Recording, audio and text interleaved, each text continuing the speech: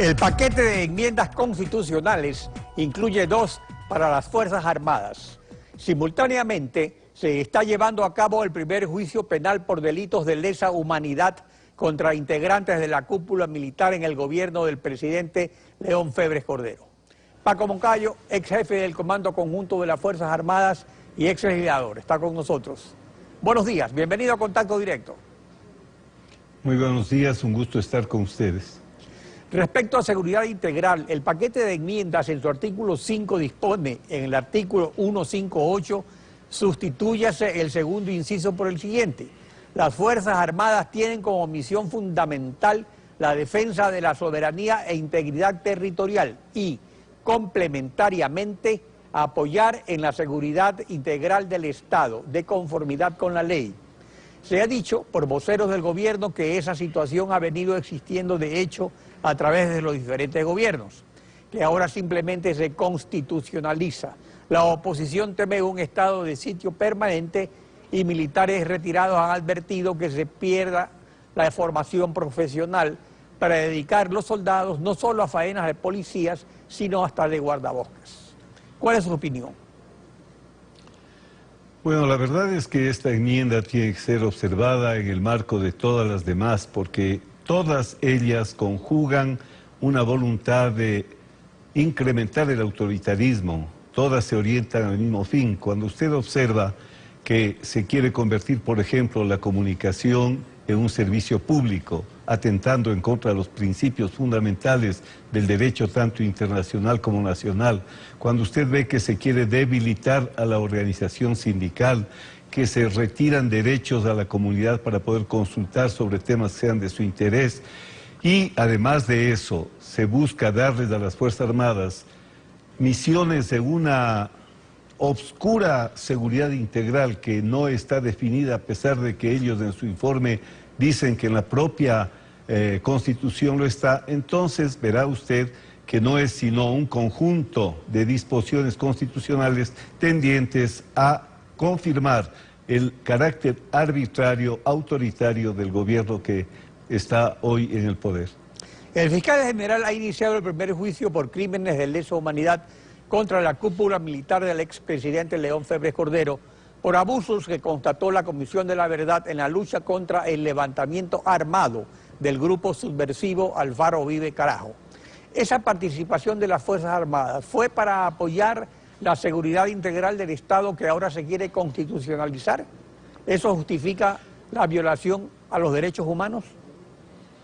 En primer lugar, hay que decir que este es otro acto de absoluta arbitrariedad. Si cualquier persona quiere darse cuenta de la monstruosidad jurídica que se está realizando, solo tiene que entrar en Internet y leer el artículo 7 del Estatuto de Roma que crea la Corte Penal Internacional, en el cual se dice con absoluta claridad que son crímenes de lesa humanidad aquellos que se realizan contra la población civil. Alfaro Vive Carajo era un grupo militar que le declaró la guerra al Estado, que debe ser contra la población civil de manera sistemática y generalizada. Le puedo decir, y usted sabe tan bien como yo, que en Ecuador, ni en la época del señor ingeniero Febres Cordero, hubo una represión de Fuerzas Armadas de manera generalizada, planificada, sistemática, y contra la población civil. Es otra monstruosidad, a mi juicio, es un intento de linchar a una institución importante para el país que son las Fuerzas Armadas. Durante el gobierno del presidente Correa, a través del estado de excepción, se ha movilizado varias veces a las Fuerzas Armadas por razones de seguridad integral. La última vez fue por la amenaza de erupción del volcán Cotopaxi, y la militarización llegó incluso a Saraguro, donde ni siquiera se perciben las cenizas del Cotopaxi.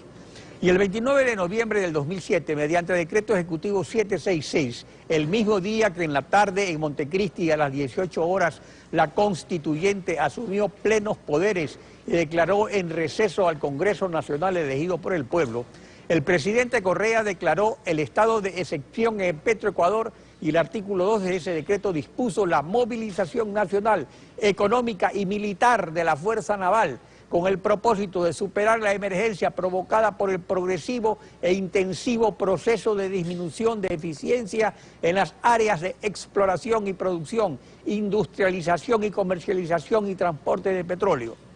Esta movilización duró 32 meses, hasta el 30 de julio del 2010, aunque la Constitución manda que no puede durar más de 60 días.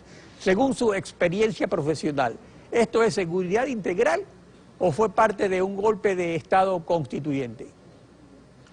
Lo que sucede en el Ecuador es que no vivimos un Estado de derecho, sino un Estado de arbitrariedad, en el cual todas las normas están al capricho del jefe del Estado.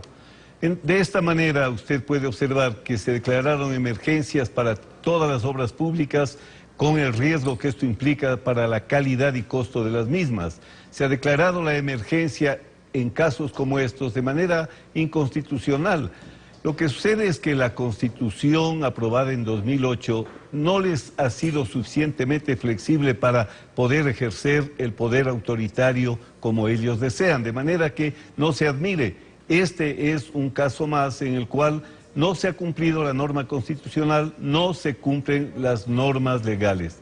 Además me preocupa mucho porque si usted lee, le invito a que lea los argumentos del informe de la comisión para el primer debate y usted va a ver ahí, además de una serie de inconsistencias, cómo se ha mezclado la cultura de paz ciudadana, el buen vivir, para justificar que las fuerzas militares puedan actuar desde delitos leves, dice, hasta asuntos como la migración incontrolada. Entonces, la verdad es que es peligroso en este ambiente y tomando en consideración todas las demás reformas, porque no son enmiendas que se quieren hacer, es peligroso que a las Fuerzas Armadas se les dé un amplio campo en el cual pueden ser utilizadas para todo o para nada.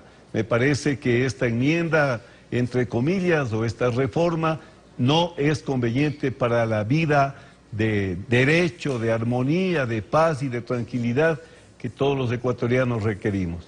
La otra enmienda sobre las Fuerzas Armadas está en el artículo 13 del paquete que dice: en el artículo 370 agréguese al final un inciso con el siguiente texto: el Estado garantiza el pago de las pensiones jubilares de los miembros de las Fuerzas Armadas y la Policía Nacional. En la socialización para primer debate, las asociaciones de militares en retiro expresaron su inconformidad porque la pensión jubilar no es la única a que tienen derecho.